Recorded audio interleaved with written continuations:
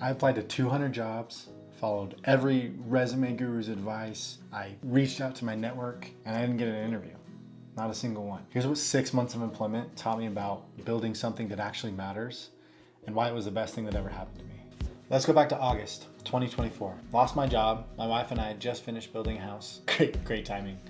And I thought I had everything figured out. I had a great job, I had clients that liked me, and I thought if you excel and you do good at your job, you work hard, you're safe. And I was wrong. What nobody tells you is your value in your company isn't determined by you. It's determined by those above you. It's determined by those next to you. A lot of times it's determined by if your skills align with the direction that the company is going, which makes sense in retrospect, but going through it, I didn't really understand that. And I thought I was delivering value or offering to deliver value in the right ways. If your skills aren't aligned with where your company is heading, you're not valuable to them. It's not personal. It's not an attack against you. It's just the reality. It's just business. And that was the first lesson. So I did what everybody does. I networked. I reached out to my network. I customized resumes. I posted on LinkedIn. I had connections with some of the companies that I was applying to. Nothing. Here's what I learned. You're only as strong as the relationships that you've built inside of that network. Just knowing somebody isn't enough. See, I thought my network was solid. I thought that if I was nice and knew somebody and was good at what I did, that would equal a job. And that's not always the case. I recognized that I hadn't been generous with my time when I wasn't asking for something. So when I needed my network, it wasn't really there, rightfully so. And that's on me. The people who did show up, the ones that were actually there, were the ones that I'd actually invested in, which makes sense. Nobody likes somebody that only reaches out when they're looking for a handout or they're looking for a favor. And so if you're coming up in this world, you're building your career, you're an athlete, you're a marketer, you're creative, whatever, here's why that matters. Make time for people. Actually care. Not because you might need them someday or you might need something from them, but relationships are one of those few things that actually compounds. I get it.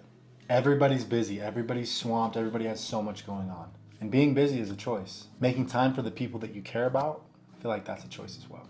So after 4 months of this kind of job searching, I had an offer. Everything was moving forward in the right direction. And then at the last minute, the company decided to go a different direction. And you know what's funny is I don't think it would have been a good fit anyways. But when you have a house you've got to pay for and you've got kids that you've got to feed, like that hurts, you know? But here's where it gets interesting. So I decided I'm betting on myself. I'm going to do weddings and I'm going to do side projects and I'm going to freelance for a little while and I'm going to figure it out. See, the reason that I hadn't gone down the freelancing path is because of the same things I mentioned before. I've got kids that I've got to feed. I've got a wife that I need to support. I've got a house that I've got to pay for. But I had reached out to an old friend at a baseball agency just to see how he was doing and see if there's any way that I could help him with one of these side projects. And he told me that he was looking at expanding his baseball agency. He wanted to start a production company and a creative studio, helping brands with creative direction and social media strategy and taking on some athletes as clients to help them build their brand. And everything that I've been working for the past 5 years materialized into this one idea. Man, I felt like God was just orchestrating this whole thing, just pulling strings and really allowing everything to kind of fall into place. A stable job with benefits. I could support my family. It was a partnership with somebody that I trusted. It was an opportunity to build something that I could build in the right way and do it with clients that I wanted to work with and do it with people that I respect and that I trust. And I had access to a lot of his relationships that he's been building over the past 40 years. And I just respect him so much. And I know that other people do as well. And most importantly, I was valuable in a way that was in alignment with where we wanted to go. And I was able to use the knowledge that I had gained to be able to help build this thing and help it become successful. It's the best of every world. But there's a principle that kind of made me say yes at the end of the day because I was still kind of skeptical. I was like, am I able to make more doing it myself? And how am I going to, support everything? There was a lot going on. And I was listening to an interview basically between Tony Robbins and Alex Hormozi, and he's basically coaching him through some of these same things that I'm going through. I'm not as successful as either of them, not a fraction of that amount of success. But he talks about 2 types of motivation. First one being push motivation. I'm gonna kill myself to be successful. I'm gonna bust through every wall. No matter what objection comes up, I'm just gonna will my way through it. And you can only get so far with that. It's exhausting, it's not fulfilling. But the second type of motivation is called pull motivation. And it's the thing that makes you wanna get up early to work on. It's the thing that makes you wanna stay up late. It's the thing that drives you and pulls you towards it to be able to work on it. It's the thing that gives you energy to be able to keep moving forward and helps you enjoy life. So here's my question for you. What are you pushing toward because you think you should, and what would pull you forward if you let it. Here's what the last 6 months taught me.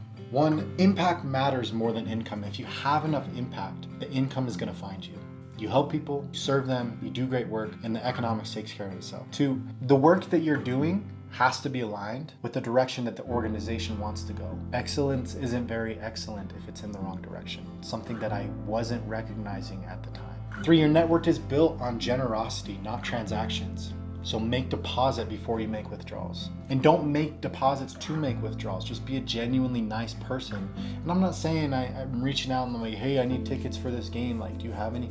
It was more just that it wasn't top of mind for me to cultivate relationships and to make sure that people were doing well and see if there's any way that I could help them. Because I'm a good person, because I want to be a good person, not to bank for when I need them later.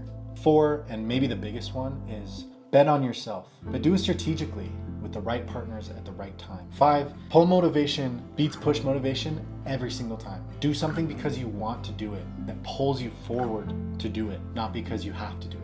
I'm building FieldHaus Creative Media, a creative agency geared towards helping brands navigate this social media world, how to help them tell their story and build a following and build a community around the products that they sell and the things that they do to help people. We also help athletes navigate how to build a brand in this crazy influencer marketing era and how they can monetize that brand in different ways. But I'm excited, like I'm genuinely pumped. It's something that I've been wanting to do for a long time, but felt restricted by the direction that a company wanted to go, or the time that I had, or the money, or any of that other stuff that are important, but aren't aligned with what I'm wanting to do in the way that I want to do it. And that's the difference.